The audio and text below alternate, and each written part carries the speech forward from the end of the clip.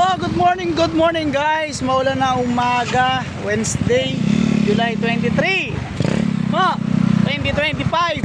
Ito ang update sa ating Santo Cristo Dam dito sa Santa Rita, Lubao. So, kitang-kita natin, gumagalaw na yung mga LGUs natin.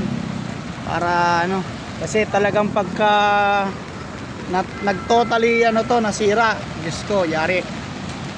Tignan nyo naman yung current ng tubig, lakas ng current, talagang bukas na lahat ng yan, kinuha na nila yan.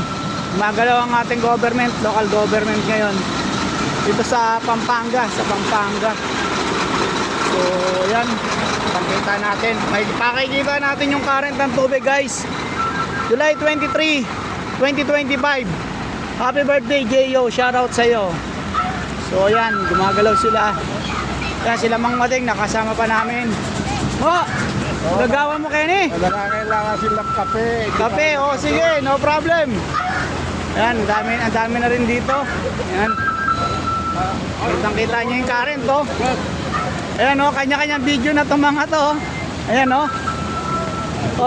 si Boss Dante Bagyo. Bagyo. Ito yung bagyo. Yun ang bagyo, Dante pangalan ng bagyo Gumagalaw na yung mga LGUs natin, yan, nakikita natin. So yan yung current, grabe, malaglag tayo rito. Ay, sobra, yan, grabe. Yan ang current ng tubig dito sa Santa Cruz, Santo Cristo, sa dike po ng Santa Rita, Lubao. Ganyang kalakas, bukas na lahat ng dam ng arang dyan. Tapos yung lalim doon, nakikita natin yung lalim. Grabe yung lalim dito. Ayan Ayan na, wasak na wasak. So nag-sandbag sila. Yun nabitak na yung kalsada.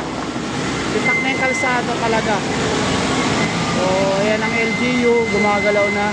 Local government natin ng Pampanga. Ayan. Yan yung kalakas dito. Yan pati na yung sa kalsada, nawasak na, grabe na. So again, ingat-ingatan lahat. And I'm your host, Earl the Pearl, na lagi lang masaya. So boom! Good morning everyone.